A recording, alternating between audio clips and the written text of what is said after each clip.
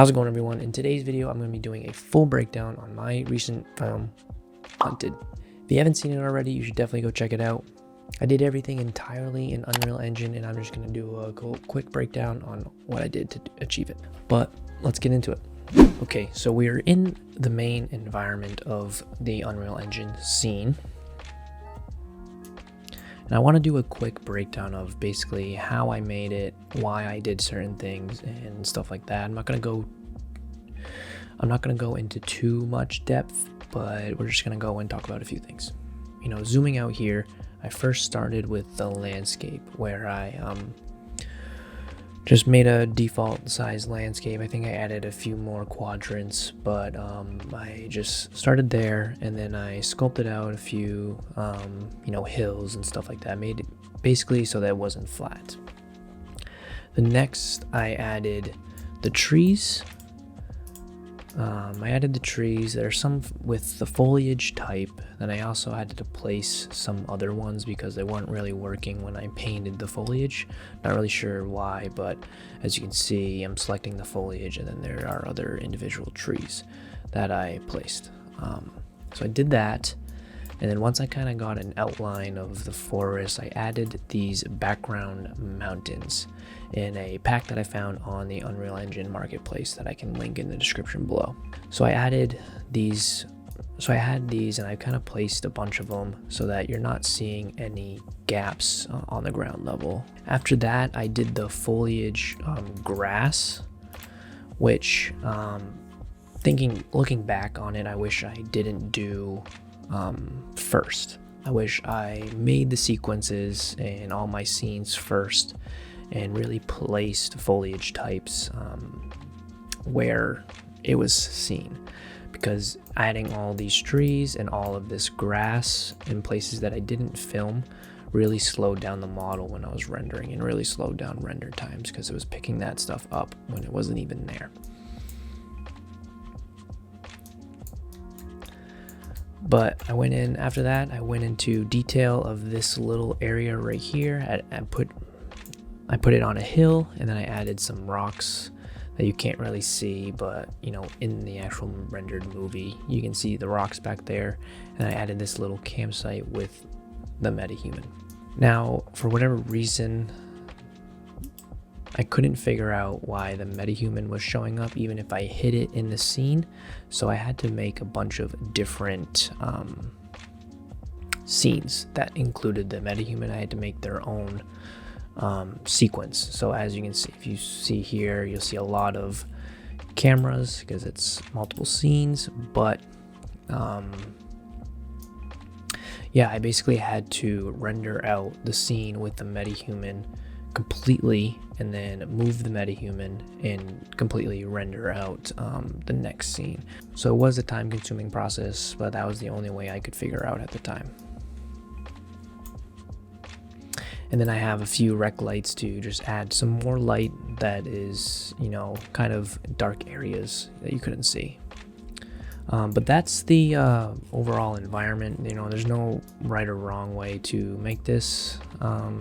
So it's just really just trial and error and what you like. So next, we are going to move into the Premiere Pro to show the edited timeline and stuff like that.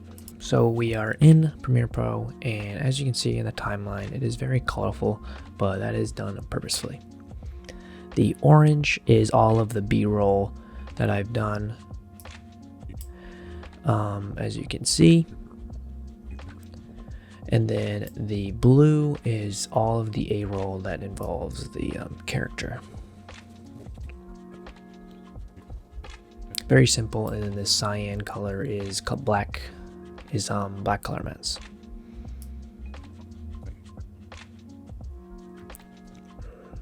So a lot of sound design right here. Could have gone in a lot more detail, but I didn't really feel like there was a need for it, so this is what it was, and this is what I came up with. I still feel like it came out very well. So there are 4 separate ambient SFX. So you have multiple winds. You have wind and trees, wind and leaves, and then night ambience, which is just like crickets, birds, just the typical stuff you hear in the forest at night. And then you have just wind itself to add a little bit more emphasis on the wind. And then obviously this pink is the music in the background. You have a very playful music to start, and then more intense when it gets introduced to the wolf.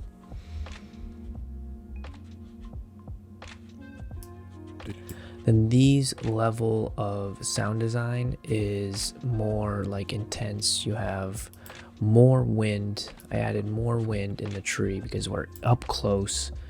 So I wanted to really emphasize the wind, and then to really emphasize the wind, I added a like wood creak. So we'll play it.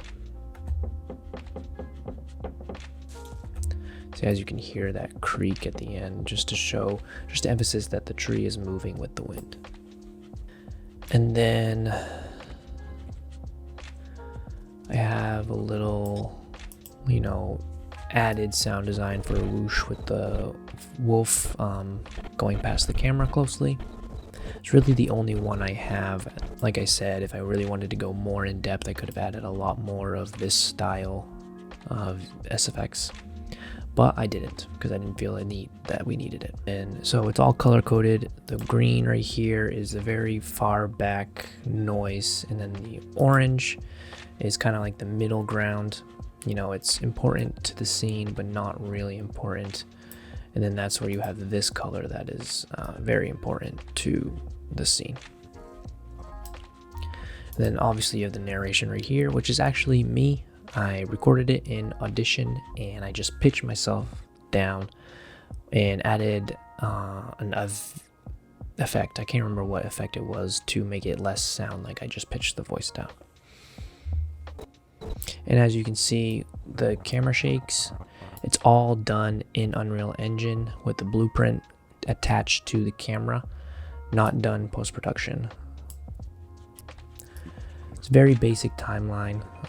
Definitely could have gone a lot more in depth to it, and I hope while I'm making these short films, I do start to get more in depth with the overlays, sound design, and all that other stuff. That's it. So very simple breakdown of how I made my short film, and hope you guys liked it. And if you did, please comment below and I can make some more of these. So with that, peace, and I'll see you in the next one.